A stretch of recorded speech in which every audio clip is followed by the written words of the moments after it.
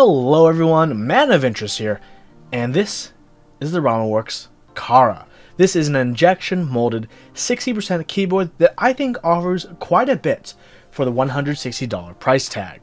As a Huey disclosure, I was given both of these Cara units to basically do whatever I wanted with them.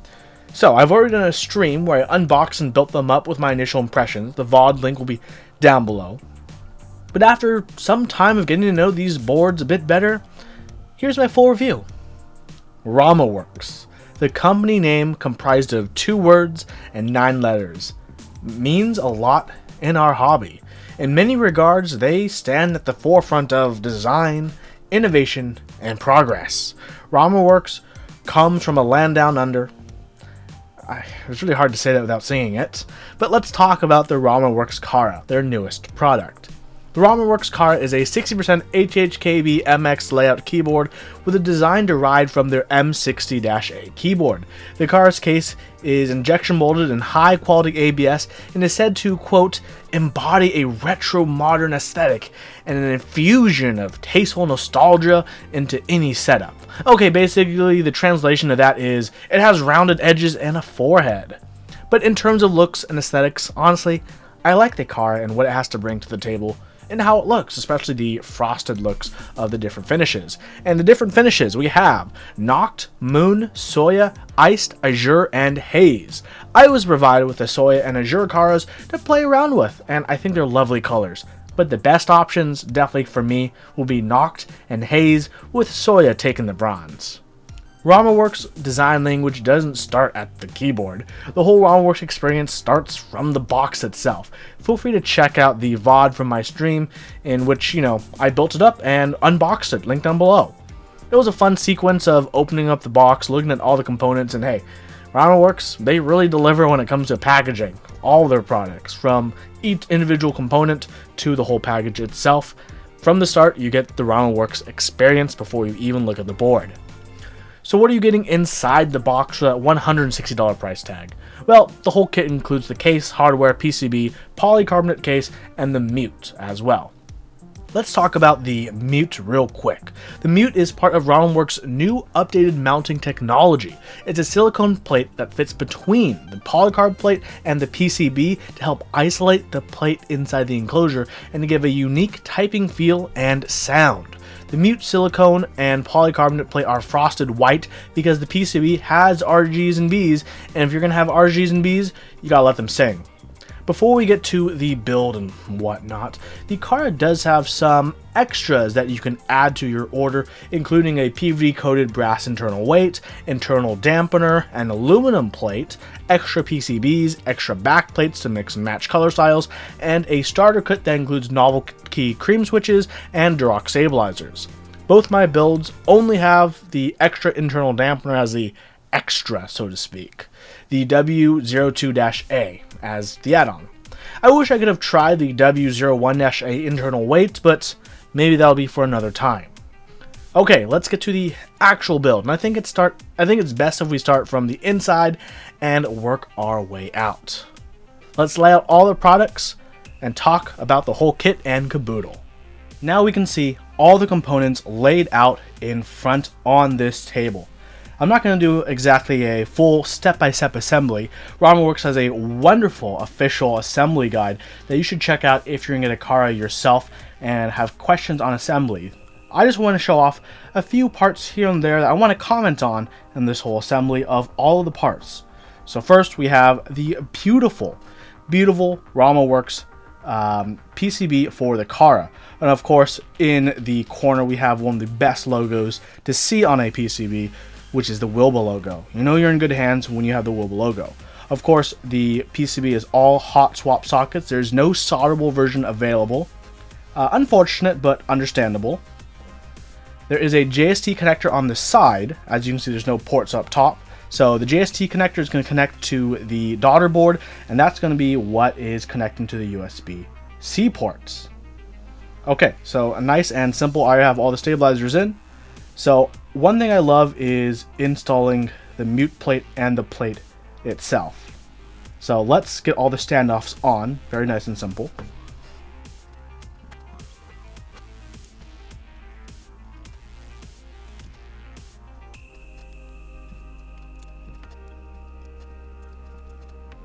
So let's talk about the mute. This silicone piece that fits between the PCB and the polycarbonate plate.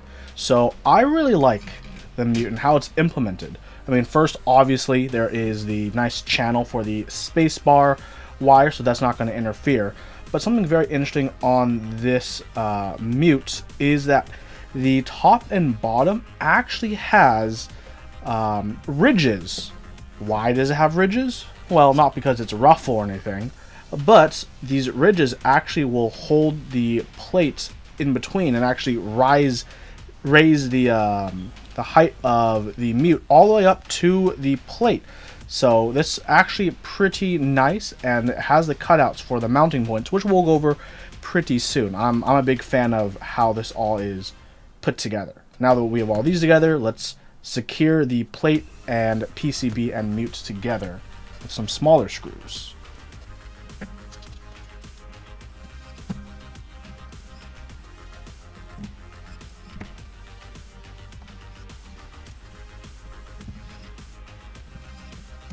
Now this is all together. It is wonderful, and I'm going to put it together before putting the switches and keycaps on.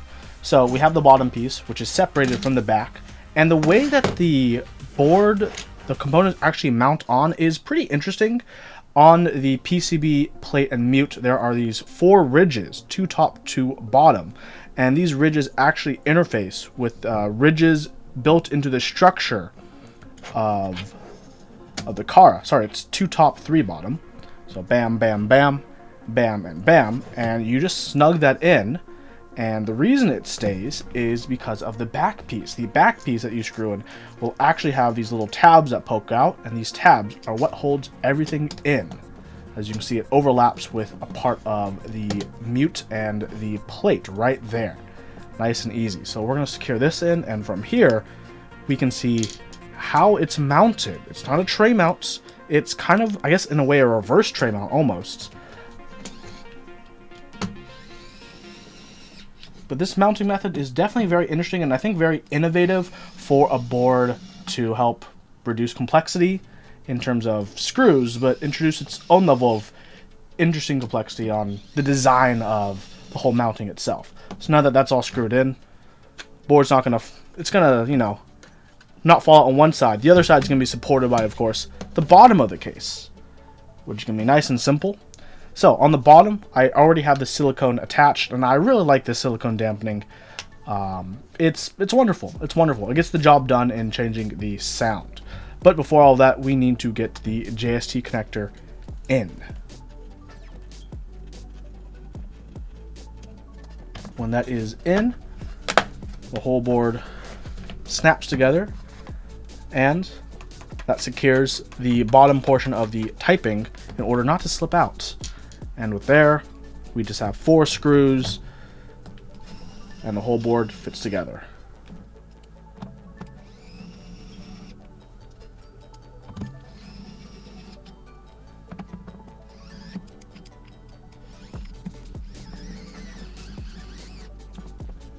Of course, the board has its signature Rama feet on the bottom, and that's the construction of the board. After that, we just throw on some switches and some keycaps.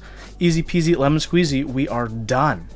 So, I really like the construction. I think it looks great. I think it feels great. I think this is going to be a pretty good board for a lot of people to choose. So between both these keyboards here, my Soya build was done with ink kangaroos, while this one was done, the Azure was done with inks. The Cara isn't a perfect keyboard, and you shouldn't expect perfection for the price offered. Of course, there are going to be some aspects that I simply don't like or are slightly whinge-worthy. What are the downsides to a $160 keyboard? Well, take the sides right here. They look fine and dandy, sure, but you plug in your keyboard and you get those RGBs to really sing as bright as they can, well, you're going to have some light bleed through on both sides and a little bit on the front as well. This is more of an issue with the Soya, which is supposed to be an opaque case, as opposed to the other case options where it's expected, right? Light bleed is acceptable on those cases, but at least in terms of the Soya, it's a complaint from me, and I don't really like how it light bleeds in the Soya. certain keys on the keyboard themselves are a bit of an issue. You press down on them and you'll hear a creak of plastic.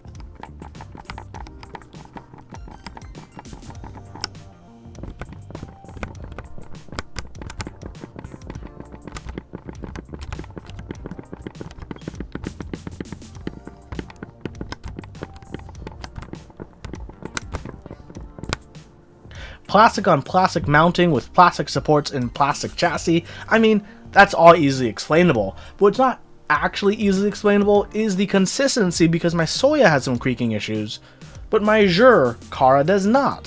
Why? I don't know. But there it is. There it is. If you force certain keys on the Soya, you're going to hear that creak. I recorded it here, tried to, boost up the volume so you can see. A little more obvious in person, but it's one of those things where it's a smaller quibble because you gotta actually look for it. No one's gonna be typing that hard in the real world, or at least you shouldn't be. So overall, it's not that big of a deal, but it's definitely something that I notice, and maybe you'll notice from time to time as well. Despite all that, it's not too bad. And, I do give the Cara extra marks for having a nice length for the JST connector to make working on the board easier. But those same marks are taken away when there's no cable organization, and because of the case's construction, you can just see the cable kind of dangling there, kind of ugly on the inside, to be honest, when you're looking through it. But it's not the worst in the world. This doesn't look refined as it could have been. But of course, all these are small complaints, and that's what they are. They're small, and even the sum of these complaints don't tip my opinion of what I think of the Cara. I think the Cara is great for what it is. And a note I want to say is it's about moving standards in our community. Growing pains.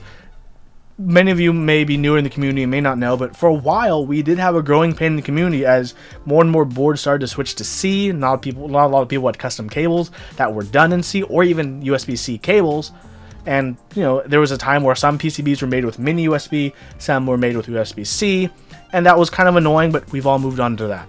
Well, these boards, Rama has assembled the boards with Torx screws, and I think that might be a growing pain coming up, because I don't think not everyone has Torx bits just yet. If you have an iFixit kit for anywhere in the last decade, you're fine. But not everyone has, a Torx bit kit, and Rama does include some nice little bits for you to use, some little Allen Torx keys for you to use, but it is different. It is different. So yeah, I swapped lens in the middle of an A roll. No big deal. Let's just ignore that fact, because let's talk about the fact that I need to talk about the typing feel. The typing feel is going to be a really big thing. The Rama Works M60A, the older sister, the One-chan to the Cara, was definitely criticized for having that integrated plate. The real question is, did Rama Works learn from their lesson? Did they make something softer, more forgiving, more supple? Yes.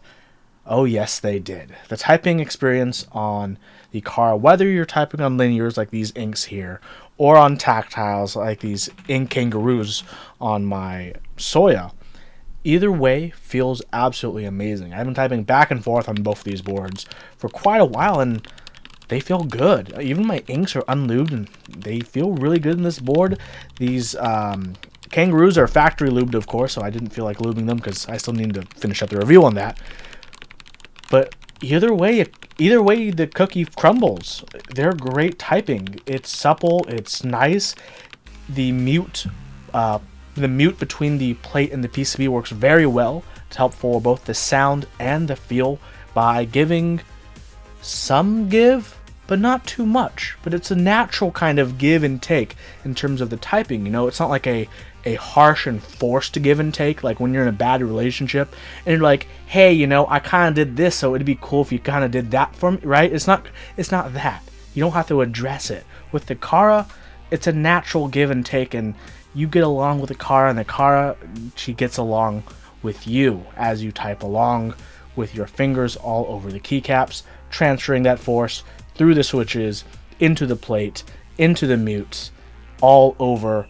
It works very well. And with the whole case construction, it works. And that's definitely something that I'm really happy to see and really happy to really type on with these boards. I mean, I haven't had really the time to like lube up a really nice set of super nice linears, spring swapped, 2 different lubes, the whole hullabaloo that I usually like to do.